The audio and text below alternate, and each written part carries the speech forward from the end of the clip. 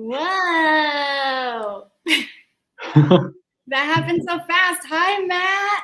Hey, Tabitha. All right, here we are. It's your upfront and personal interview. Oh. Oh, did you notice my shirt? We got some merch. It's very cool. It's very, very cool. I love it. I hope I can get one. It's while supplies last, you know? Okay. But you'll be the first to be introduced to all the merch at the screening. All right, awesome. Tell me, Matthew Salas, who are you and what are you up to? Well, I'm an actor and a director down here in South Florida, and I'm playing Craig in Pitbulls and Piranhas, and it's been an awesome, wonderful, really cool experience. Yeah, we're going to dive in pretty deep to how wonderful that gritty experience your profile as Craig was a supporting actor in a submissive role with with a dynamic. You and Dan had a dynamic. Yeah. And it couldn't have come across better. We're going to see a few little scenes here in a minute. But what attracted you to the role? Well, first of all, I would say, it was definitely when I got the sides. I think a lot of the times when you get sides, at least for me, I'm always looking for, okay, what kind of journey is the character going on, even in just the small snippet. And the thing that I really loved about it was that there was just such a clear journey, I thought, from Craig, just in those 3 lines from the beginning to the end of the scene. And I got such a sense of who he was that I was like, oh yeah, I like this. I have a take on it right away. And I think when you see writing like that, it shows, because a lot of the times when you get sides, I feel like it's all right, I really got to try to make the journey for myself, but for me, when I read the sides for Craig, I was like, oh, it's so clear. And I think, when you see writing like that, it shows that there's a lot of care taken, and that there was a lot of, there's a lot of care, and that there was a lot of a love in it. So I thought that kind of, and passion. So I thought that's what really drove me to it, I think, right away. Yeah, and you only get to see so little, and then you get the whole script, and you're like, wait, what did I sign up for? Yeah, no, totally. For those who don't know, what is a side? Oh, it's the audition script. So it'll be a piece of the full script, or even some sample dialogue that they give you to audition with. Mm-hmm. And now it's sides. Most of it is self-recorded. Yeah, and that was the process for me. Was I self-taped and sent it into you? Yeah, no, it's definitely made it into the making of video, so that'll be really fun to watch as well. Oh, that's kind of yeah. You did so good. That's why you got chosen. You had Craig with no notes, no understanding outside of maybe they send you, I don't know if they send you a little blurb on the character or not. Yeah, they sent the synopsis of the character breakdown. Yeah, and you had it from jump. So I was so excited because you were just everything worked. You were the right look, you were the right physique, you were the right timid in the acting role. He is of his own, but he's very submissive to Dan's kind of big, heaviness. Totally. Yeah. And then, I appreciate you saying that I had that from the jump, but honestly, I think meeting Tim and then getting Tim in with it, playing Dan, right away even more established it, oh yeah, because he was so intense and so in it, and so just it was so establishing that dominance the whole time. It felt really easy to slip into that kind of more submissive, more that more submissive kind of guy. How did this role differ from others you've taken on? It's very different in that, even just the dirtiness, I've never been in some like a set or even just like an acting role where I was so sweaty and dirty the whole time, and just like that kind of like gritty and griminess is very different from what I usually get, because I do a lot of theater, and in that I'm usually cast as more of like the boy next door type, or like all American kind of like leading man-ish. And so to do this was really fun. It was really fun to do something kind of really dark and who's more rough and tumble, Yes. Yes, I have my nerves are all bent out of shape because of how dark it is. And we have our WIP screening coming soon, the work in progress, with cast and crew to celebrate everyone who did just amazing work.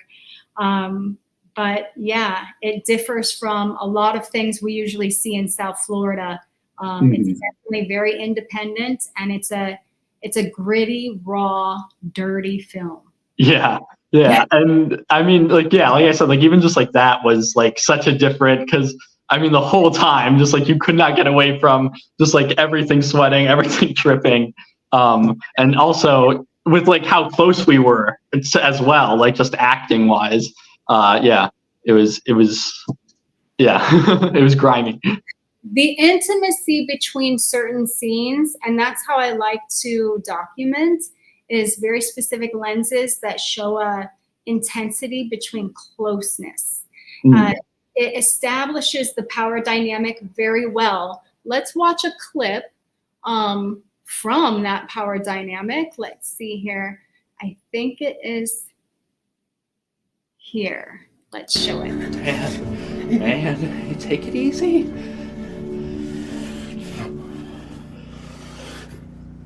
This ain't got nothing to do with you. Hey, man. It's so intense. It's so intense. I always look at my face. I'm like, oh. Yeah. You two were beyond close. I mean, you were sharing air. And like I said, I think that's a real testament to Tim, like his fearlessness, and just because he just closed the distance on me. Like I was, I was trying to keep it maybe a little bit laid back, and he just came in right there, and like we were touching foreheads that whole scene. Sharing sweat. It was crazy. Yes, again, the reason I love films like this is because the audience, whether they like the feeling or not, are going to feel what is intended, and the power dynamics and the mental health struggles and the, just the consideration of all of these offbeat characters. Totally. Wow, it's just, we watched 7 seconds, because I guess that's the attention span of most people. But it's intense. I loved it. What was one of the more challenging parts for you?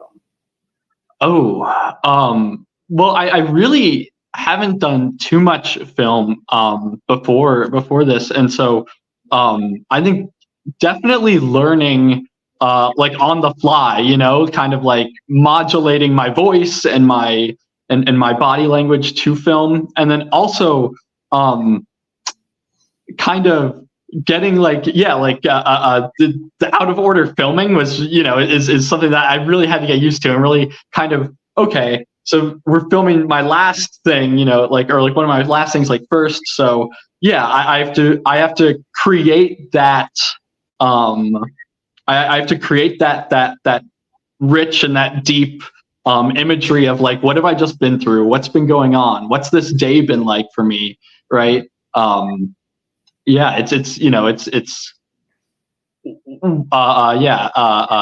What's my familiarity with the space, and things like that. And so that was a lot of the big challenges. And then, discovering like how I can make the choices that I want to make as an actor in the filming, and like in the takes, and make that shown.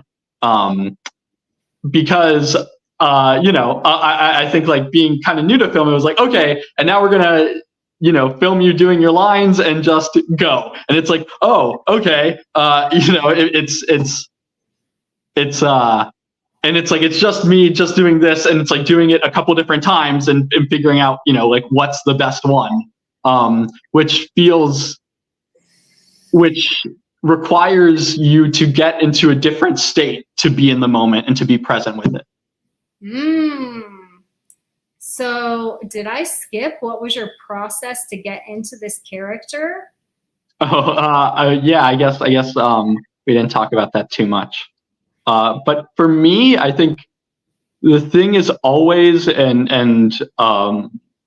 like foremost for me is I always try to think about the intention and the want of the character, right? Like what is Craig going for in this scene, and like what does he really desire?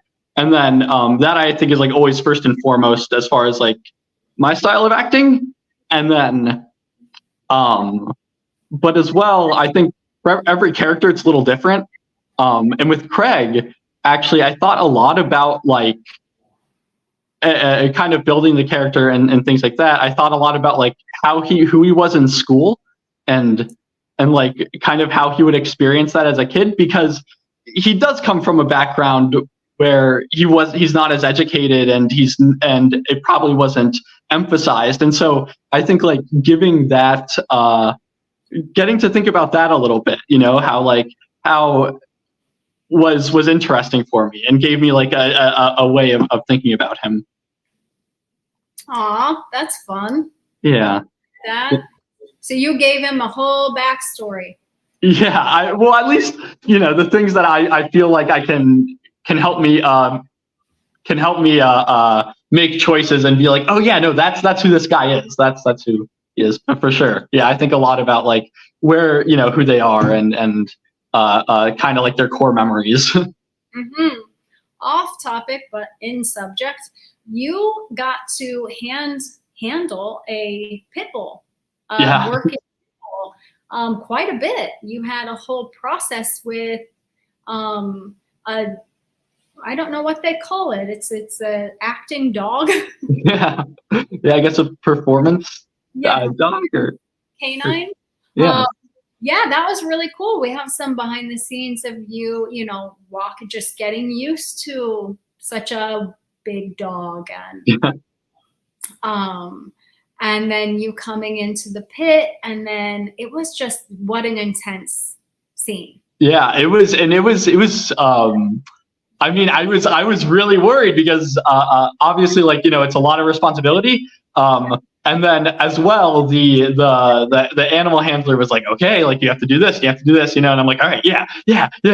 And I was like really worried. I'm like, I got to do it. Like I got to, I got to make sure like everything's good and the dog is safe and I feel safe and everything's good. And then when it was happening, I was like, oh, this isn't too bad. The dog's really, is actually very like cooperating very well, and it's not hard at all. And I'm standing my ground and holding it and doing the things that I need to do to feel safe and to make sure everyone's safe. And and actually just get into the scene. So that was my first time working with on-screen pit bulls. I've worked with a chimpanzee, a cat. You worked with a chimpanzee? Yes, on a music video. Oh, dang. It's, in California. And a few other animals, but of course they had handlers, and it was the whole process. Right. We had fish and pit bulls, piranhas. So I was like, yeah, I can't wait until someone offers me the opportunity to work with these two amazing creatures. I'm going to have to just do it. Yeah. So it was really fun to watch that whole process and to get those shots and to hopefully do them the highest justice that we could. For sure. Without being raw, but not being almost too real. Mm-hmm. Because, there's obviously consequences to that. But what was your highlight? Oh, my highlight. Oh, you know what it was? And I hope it made it into the like the final edit, but there was a moment on day 2 of filming where I'm like counting the money from our fight the night before, and Dan's like in the back cooking the steak, and I'm there and I'm counting the money, and then I'm like celebrating, I throw it all down, and then I have to like pick up the cash really quickly, and I totally forgot, I forgot one of the one of the dollar bills, and Tim came over and like picks it up with the tongs, like put it in my face, and I love that moment, that like that happy accident that happens, when you're like both in the moment and acting it fully, and you just get like a really cool character moment that gets to play out that you don't expect. Yep, we have the tong pick up and put over. And what I love about Dan in that moment is he's so stern and so low toned, and just like telling you, relax, keep it down, and you're just like, okay. Yeah. Act like you've been there before. Yeah. What a wild scene. You guys really had so many camaraderie moments, because after the dog scene, we had this beer throwing scene. Well, that was another one I was gonna say. It made it could have been like one of the highlights, because I loved that moment. Like, yeah, because it was just like wild. Like, it was so much fun to do, and just like totally just letting it out. Yeah. So it's so exciting, and that's how you would feel if you just won whatever. Yeah. So that was a really good.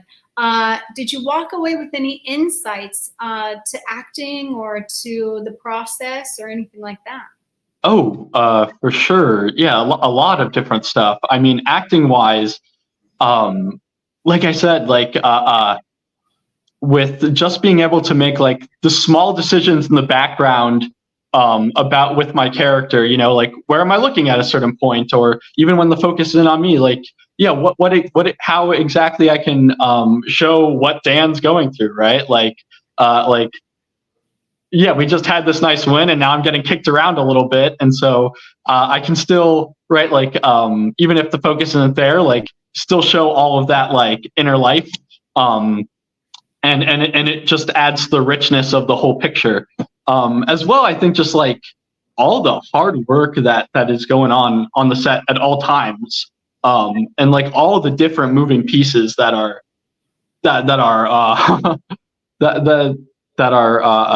in like turning together as cogs in the machine, that and what a testament it is to see it run so smoothly, because I could definitely be like, oh yeah, I can see where this can end up very poorly very quickly with just how many things are going on. That's movie magic. You just have literally everyone's genius is just running around the same intention to make the best possible film you can. Yeah, for sure. And I think like that was the thing about learning to act, like, in the film, where it was like, oh yeah, like my job solely is just like make Craig as real as possible, and like and everyone else, like, you don't need to worry about anything else, because like everyone else has got it. So that's a great testament to crew. They'll love that. Did it, so in the world of Insights, did it promote any growth within you? Yeah, for sure. I think I take something from like every role, and I think like you take something from every part you're able to play. Even if it's just small things that like you forget the next day or whatever, but I think it did definitely promote some insight in me in kind of how difficult it is to do the right thing in those moments of the highest intensity. I think like that's really what Craig is faced with, and what you'll see from him is that, right, there's the people where they say character is like what you do, is like the choices you make, like when things matter the most, and like when no one else is looking. And this is a moment where, no one was really watching him. Like he had a choice to make, and he doesn't, and he doesn't follow through on it. Yeah. And also kind of like, so I think that was something. Yeah, par for the course for him. What do I have here? I have another. Oh, I should have showed this a little earlier. This is you counting the money. It's a short clip, so it doesn't have the tongue. Okay. I think it was posted today. Let's have a look. Cool.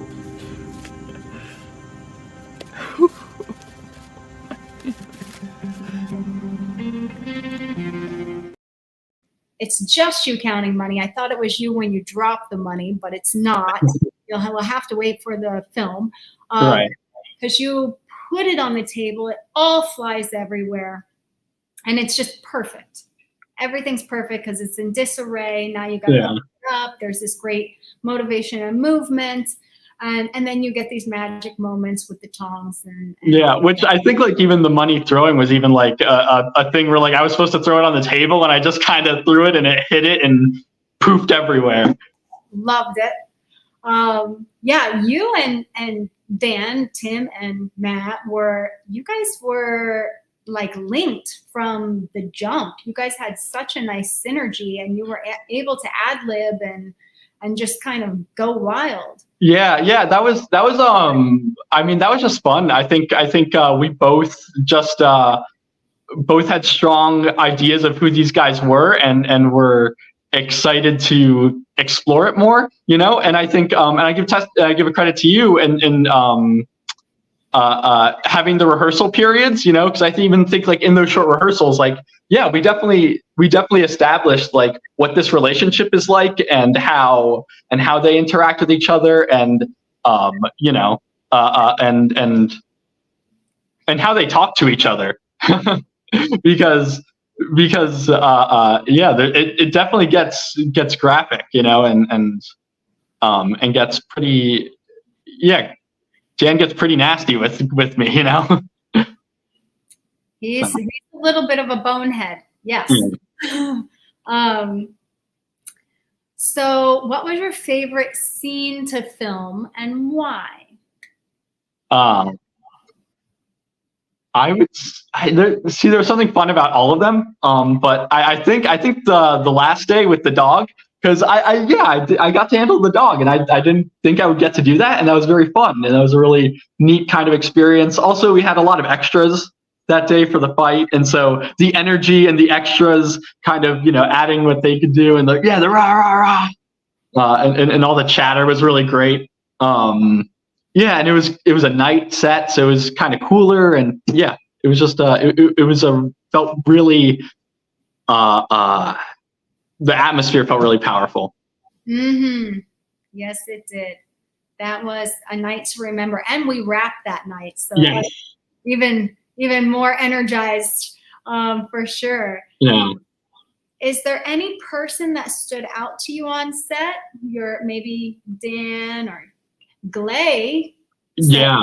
Glay said all the things about you. She said she was like, as a supporting character, I could not even wrap my head around how brilliant you were. Oh, that's incredibly kind of her to say, because I mean, just looking at the footage that you've been posting, and you see it right away. The passion and the stakes and the full embodiment she brought to the set every day. And then not only that, but then like also like filling in for makeup and doing like everything she did. You just saw the commitment and the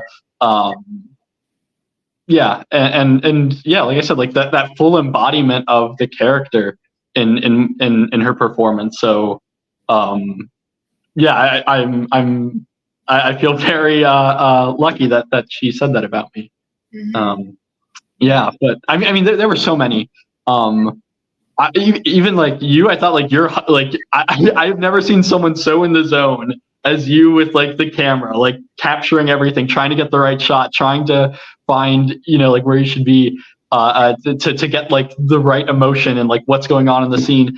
Yeah, I was like, she's like he's so like serious and in the zone. Like it was something else. Lou, the sound guy. Lava Lou. Lava Lou. He was such like a bright spot, like like a very heavy set, just like constantly like in a good mood, always picking people up, always like ready to down for whatever. And yeah, like just made the set like so great. Yeah, I mean Tim, I've talked about him, but like truly, just made it so real for me. Even when it was just like, yeah, like when he's not in the scene and just giving me the lines, like his willingness to just go whole hog on like every single take, every single time, and that stare he has is frightening. Yes. Frightening. Yes. It was in yeah. his self-tape. His self-tape was frightening. I was like, yes. When you're scared of someone and all they've done is sent you aside, a self-tape, you're like, this is magic. This is really good. Yeah. And then yeah, and just like, and just like even physically, because like he was so much like he was taller than me, like it's just like, oh yeah, like the way he was coming down at me, I'm like, yeah, that's something. So it was intimidating for sure, and that's what the role was. And you guys as a dynamic, though, it was sincerely like a dynamic duo. It felt real. It felt like you guys knew each other forever. You got the sense of both of you immediately. So I think the audience is going to fully get it. Yeah. On the other hand, you're both offbeat characters that are, likable to some degree, but also questionable on many levels. Right. Totally. In closing, I have two personal questions. Okay. What is the greatest lesson you've learned in your life? So a couple things come to mind, but I think the biggest thing is like as a recovering perfectionist and as someone who like has spent a lot of time like dealing with like anxiety, especially around like doing things perfectly, it's that the doing is the reward of things. I think a lot of the times I'm always thinking like, oh, like like I want this to be this way, or I want to get this result, or I want it to look like this and be like this and whatever. And it's like, well, yeah. And then so I have to wait for like the perfect circumstances to arise, or something like that. And it's like, okay, well, then you may never do it, and I think like the doing of the thing is its own reward. It's like, yeah, you do it not because of what's gonna happen at the end of it or what it might come out as, but because it's worthwhile, right? Because like it drives you and it's exciting and you have fun doing it. Like that in and of itself is good enough. And I would say to pair with that, it's that like everything is a compromise, like, yeah, like, okay, you could wait for the perfect circumstances or whatever it is to get this thing done or to do something that you're feeling passionate about. But even when you do it, there's still going to be choices that you have to make. There's still going to be things that you have to decide, oh, you know what, that can't get done or that will never be doable. So yeah, I'd say those two things. And obviously there are things that I'm constantly relearning. Like what? I want to know. Oh, like those. I'm constantly relearning them. I'm constantly, yeah. I love both of those. So the first statement is that you're a recovering perfectionist. Yeah. But what I heard was kind of do it anyway. Like, yeah. continuously do it for the passion. Do it. Don't wait for every star to align to do what you know in your heart you want. Right. And we have such, an incredibly short time here as human beings. So we have to just go for it. I talked to everyone so far. I have an interview tomorrow, and they're going to ask me why this film. And though my why is huge, but in the short, it's I love having a visceral experience when I watch a film. I love to be a little uncomfortable, even disturbed, and ask myself, is this an empathetic thing? Is this an intelligence thing, an emotional thing? Like why am I having this reaction? And I get to study myself while watching a film and then gauge empathy, gauge any kind of emotional intelligence, anything that furthers my understanding and awareness of the world. Totally. So when I was like, there's certain projects I do because I want to. This project was, I have to. I don't know why or what other people believe, but the universe says, you must do this. Yeah. Now is the time. Yeah. So I did. And you've been on that journey, and it means so much to me. That's why we're here in this room right now, crossing paths. And I'm so grateful to your agent. I'm grateful that you were a yes. I'm grateful you were willing to get dirty and take on a grittier role. And let's do an independent underbelly film. Yeah. No, I'm grateful to have gotten the chance. Honestly, it was a really wonderful experience. Yeah.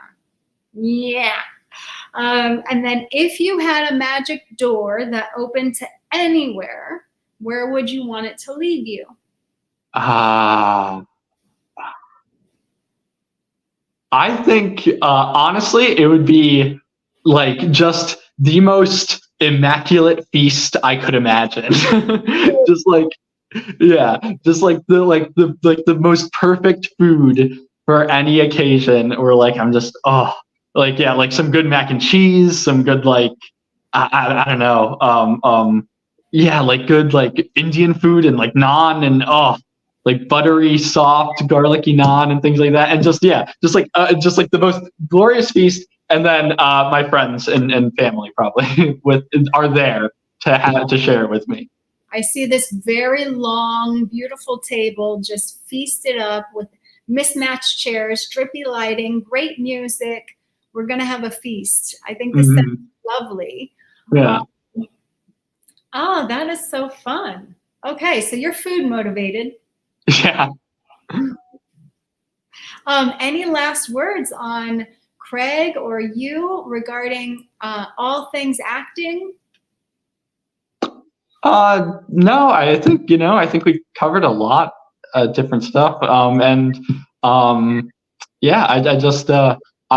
really excited for this premiere. I'm really excited to see the reaction and to see what else is in store for this short film. Well, awesome. So I just want to say to everyone who's watching, thank you for watching. This is live on Instagram, Facebook, and always YouTube. And we'll see you soon with our next interview coming soon. Let me go to IG and turn us off. All right. Bye-bye.